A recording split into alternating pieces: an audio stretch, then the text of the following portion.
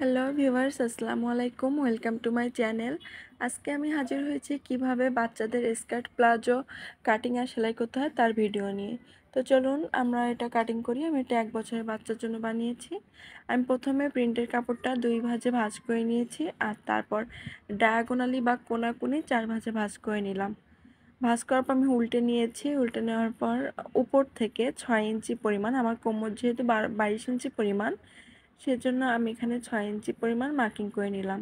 আর এটা লম্বা হচ্ছে আমার 15 ইঞ্চি পরিমাণ, তা আমার এখানে 12.5 ইঞ্চি পরিমাণ আমি প্রথমে কাটিং করব। করার পর বাকি 3 ইঞ্চি পরিমাণ আমার উপরে যে পট্টির অংশ সেটা দিয়ে হয়ে যাবে। তো আমি এখানে মার্কিং অনুযায়ী দেখুন কাটিং করে নিচ্ছি। সব প্লাজোর বা স্কার্ট প্লাজোর মাপই একই, মানে বানানোর প্রসেস একই, শুধু মাপগুলো আলাদা। আপনারা ছোট বড় সকল বাচ্চার ক্ষেত্রে সেমভাবেই করতে পারবেন।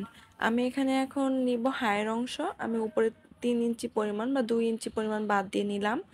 3 ইঞ্চি যেহেতু নিব সেলাইয়ের জন্য চলে যাবে, এজন্য আমি প্রথমে উপর থেকে 2 ইঞ্চি বাদ দিয়ে 7 ইঞ্চি পরিমাণ, আমার মোট 9 ইঞ্চি পরিমাণ হাই, তো 7 ইঞ্চিতে মার্কিং করে নিলাম। নেওয়ার পর আমি ভিতর দিকে 2 ইঞ্চি পরিমাণ ডিপ বা কার্ভ করে নিব। এজন্য 2 ইঞ্চি পরিমাণ মার্কিং করে তারপর এটা কাটিং করে নিচ্ছি।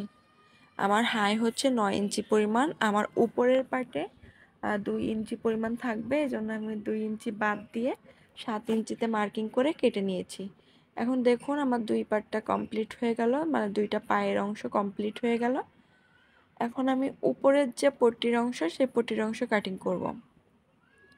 তো কাটিং করার জন্য আমার কোমরের বেল্ট আমি 3 ইঞ্চি পরিমাণ চওড়া নিচ্ছি, আর লম্বা হচ্ছে আমার যে 6 ইঞ্চি পরিমাণ ছিল, বা কোমরটা মাপ দিয়ে নেবেন তাহলে হবে। 6 ইঞ্চি পরিমাণ ছিল, সে 6 ইঞ্চি পরিমাণ নিচ্ছি।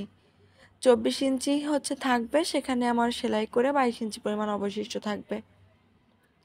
তো আমার কাটিংটা কমপ্লিট হয়ে গেল। আমি দেখুন এখন উপরের যে অংশটা সেখানে ডাবল ভাঁজ ছিল, এই জন্য আমি মাঝখান থেকে কাটিং করে নিলাম। আমার প্লাজোটা কাটিং করা শেষ, এখন আমি সেলাইটা আপনাদের দেখিয়ে দিব। সেলাই করার জন্য আমি যে হাইয়ের অংশ ছিল সেই উপর থেকে হাইয়ের অংশ পরিমাণ, উপর থেকে দেখুন উপর থেকে হাইয়ের অংশ পরিমাণ এখানে সেলাই করে নিচ্ছি। আমি এখানে পরপর 2টা সেলাই দিব, তাহলে সেলাইটা খুলে যাওয়ার সম্ভাবনা থাকবে না। সবসময় 2টা সেলাই দেওয়ার চেষ্টা করবেন। আমি সেমভাবে 2টা অংশই সেলাই করে নিচ্ছি। নেওয়ার পর আমার যে প্লাজোর নিচের অংশ, যে ঘেরের অংশটা আমি এখানে 2 ভাঁজ করে সেলাই করে নিচ্ছি। একটু চিকন করে সেলাই করবেন, যেহেতু স্কার্ট প্লাজো দেখতে সুন্দর লাগবে চিকন করে সেলাই করলে। আর শুধুমাত্র প্লাজোর ক্ষেত্রে আমরা একটু মোটা করে সেলাই দিই। তো সেমভাবে আমি 2টা পার্টই কমপ্লিট করে নিলাম। কমপ্লিট করার পর আমার যে ঘেরের অংশ, সেই ঘেরের অংশ আমি 2টা ধরে যে উপরে যে হাই পর্যন্ত সেলাই করেছিলাম সেই সেলাই পর্যন্ত আমি এটা সেলাই সম্পূর্ণ টেনে দিব। টেনে আমি 2টা পার্টের পাই জয়েন্ট করে নিব। সেমভাবেই আমি সম্পূর্ণ কাজটাই করব। আর আমার কাজগুলো যদি আপনাদের ভালো লেগে থাকে তাহলে অবশ্যই আমার চ্যানেলটি সাবস্ক্রাইব করবেন, লাইক করবেন, কমেন্টস করবেন ও শেয়ার করবেন। আপনারা শুধু ভিডিও দেখেন কিন্তু কোনো সাবস্ক্রাইব করেন না, যেটা খুবই দুঃখজনক ব্যাপার। তো সাবস্ক্রাইব করার চেষ্টা করবেন, তাহলে ভালো ভালো ভিডিও পাবেন। এখন আমার উপরের মানে নিচের সম্পূর্ণ পার্ট কমপ্লিট হয়ে গেল। এখন আমি উপরের যে পটির অংশটা, সেই পটির অংশটা দেখুন সেলাই করব। এজন্য আমার যে 2টা পার্ট ছিল 2টা পার্টই আমি একসাথে জয়েন্ট করে নিব, তাহলে আমার পটির অংশটা বসাতে খুব সুবিধা হবে।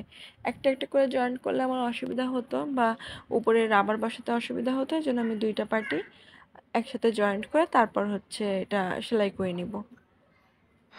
সেম প্রসেসে আমি সম্পূর্ণ পার্টটা কমপ্লিট করে উপরে হচ্ছে একটা চাপ সেলাই দিয়ে নিচ্ছি। এতে করে খোলার সম্ভাবনা থাকবে না, আপনারা না চাইলে নাও দিতে পারেন, সমস্যা নেই।